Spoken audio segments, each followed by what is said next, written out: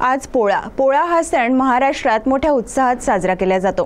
पोळा हा सण शेतकऱ्यांचा जिवलग मित्र बैलांप्रती आणि त्याच्या कष्टाप्रती एक कृतज्ञता व्यक्त करण्याचा दिवस आहे।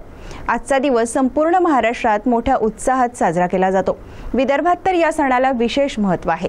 विदर्भातील क्रांतिकारी शहर म्हणून ओळखल्या जाणाऱ्या चिमूर तालुक्यासह संपूर्ण ग्रामीण भागात हा सण उत्साहात संपन्न झाला। आजही ग्रामीण भागातील अधिकाधिक शेतकरी बैलांच्या जीवावरच शेत नांगरतो, जमिनीतून धान्य पिकवतो। शेतकऱ्यांप्रमाणे बैलही शेतात काबाड कष्ट करतात आणि त्यांना एक दिवस आराम म्हणून शेतातील महत्त्वाचे मशागतीची कामे आटोपल्यानंतर श्रावण महिन्यात बैलांप्रती कृतज्ञता व्यक्त करण्यासाठी पोळ्याचा हा उत्सव शेतकरी आनंदात साजरा करतात।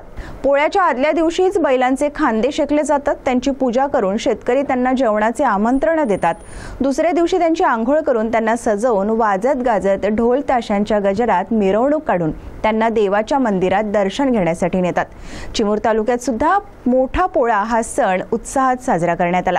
शेतकऱ्यांनी बैलांची सजावट करून शहरातील मुख्य मार्गाने ढोल ताशांच्या गजरात मिरवणूक काढत श्रीहरी बालाजी महाराजांच्या दर्शनास आणत विविध ठिकाणच्या पोळ्यात तोरणाखाली सहभागी करण्यात आले।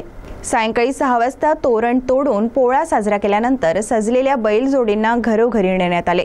यावेळी महिलांनी बैलजोडीची सागर संगीत पूजा केली आणि बैलांना पुरणपोळीचा नैवेद्य मोठ्या आस्थेने खाऊ घातला। बैलांप्रती कृतज्ञता व्यक्त केली। असा हा पोळा सण नुसता सण नसून या प्रथेमागे शेतकऱ्यांच्या अनेक भावना दडलेल्या असतात।